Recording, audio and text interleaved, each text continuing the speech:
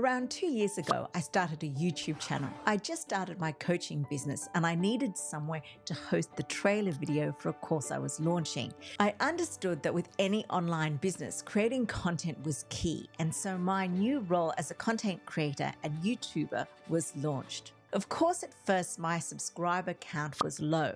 My first subscriber was my son and then maybe my husband, both not in my niche, but that was a good thing. I hated talking to camera, so I was comforted by the fact that no one was there to see me, and at least the people I loved would be kind to me. Now, 2 years later, though my channel is still tiny, YouTube has been the best investment for me in terms of time and money and is reaping rewards, both creatively and financially, but maybe not in the way that you think. The goal of this video is to give you a bit of a heads up so that you know what it takes, but also some motivation, because it isn't as challenging as you might think. And with all the sweat and a few tears, it has been worth it. So let's talk about my journey. As I started this YouTube adventure, I had a lot of things going against me. I'm not your typical YouTuber. As you probably noticed, I'm not 20-something. In fact, I'm on the wrong side of 50. I'm by nature an introvert. I hate talking on camera. I knew nothing about video. I had cameras, but they didn't do video. I thought editing a video would take me an hour top. That was how naive I was. And if you're ticking all of these off in your mind and you're thinking that this is you, the first thing I want to tell you is don't let lack of knowledge stop you. The skill of video, lighting, setting up equipment shouldn't be a barrier to you getting started. After posting a few videos and with a tiny audience of less than 200, I started getting inquiries for one-to-one coaching. And this led to opportunities that I could never have imagined.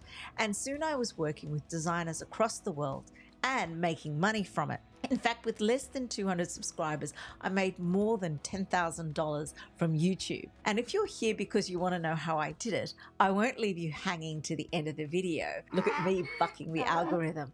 I created content that helped people in my niche, which was complicated, and they realized it and they hired me to help them. And that's it. You might think that this is the pinnacle of the story, but hold on a minute, it's not. I learned something that is more valuable than money. So keep watching. Let's talk about the first step. As I said before, if you want to start any online business, you have to create content. And of all the platforms, be it Instagram, TikTok, podcast, blogging, YouTube is the most difficult. And it's a lot harder than using your phone to create an Instagram story. YouTube includes both vision and sound. It requires investment in terms of time, equipment, and technical expertise, let alone planning. And though some YouTubers say you can create content with your phone, and you can, to stand out and look professional, you're probably going to need to invest in better equipment if you want to grow and have a plan. But this is not something you need to do at first. In fact, practicing on the equipment you have as you are getting started is fine. My goal as I started creating videos was to get a little better every video. This could be as simple as getting the sound right or learning how to do a J-cut. Tiny little changes that are obvious to no one but you. So let's talk about the algorithm versus authenticity. If you watch creators such as Mr. Beast, Age 100, and they're going to be competing for $250,000. Everyone, go to your cubes. you'll probably have noticed they have a distinctive editing style built for the YouTube algorithm. It's fast because it's geared to keeping viewers watching and assuming if the video moves too slowly, then the viewer will click off. But there's a new trend in YouTube for story-driven content.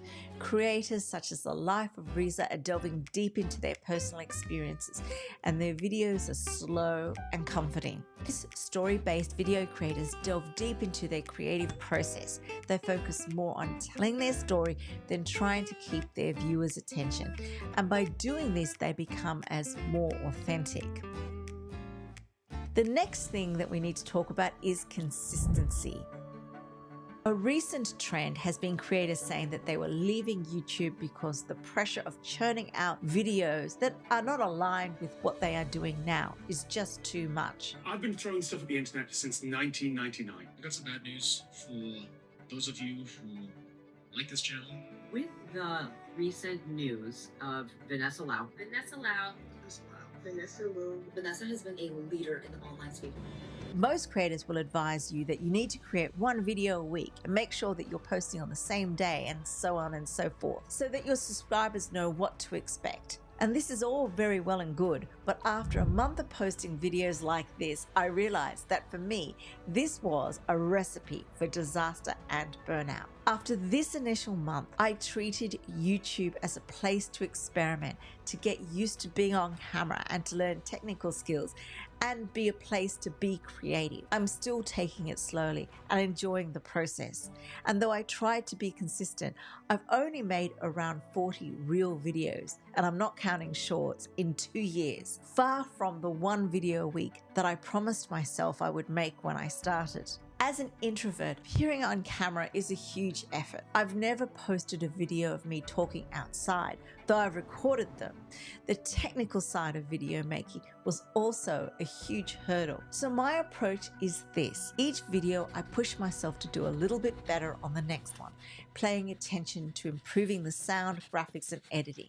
This growth for me is enough. And for me, consistency means taking baby steps and not pushing myself to make leaps that I am not ready to take. And by taking this approach as a creator, I've given myself the space to be creative. And sometimes this means writing scripts that never see the light of day, giving myself the time to travel for inspiration, or recording videos that just sit on an SD card that have never been watched.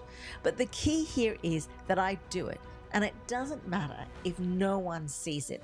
I just create all the time without the pressure of it having to be anything or lead to anything. And occasionally I post a YouTube video, but beyond that video is hours and hours of creative work and practice. And I don't beat myself up about it, and I don't consider that this time I spent is a waste because no one saw it. And for me, this is the beauty of YouTube. It opens you up to a whole new world of creative possibilities. And this has helped me grow both as a creator and a designer. As a creative, I think it's important to push yourself out of your comfort zone and experiment without worrying about what people are going to think or putting undue pressure on yourself. The key here is to show up and do the work, even if it never sees the light of day. And finally, the last thought I wanted to leave you with is, if you want to make videos on YouTube, then do it. Aim to make videos that entertain, help, or inspire others.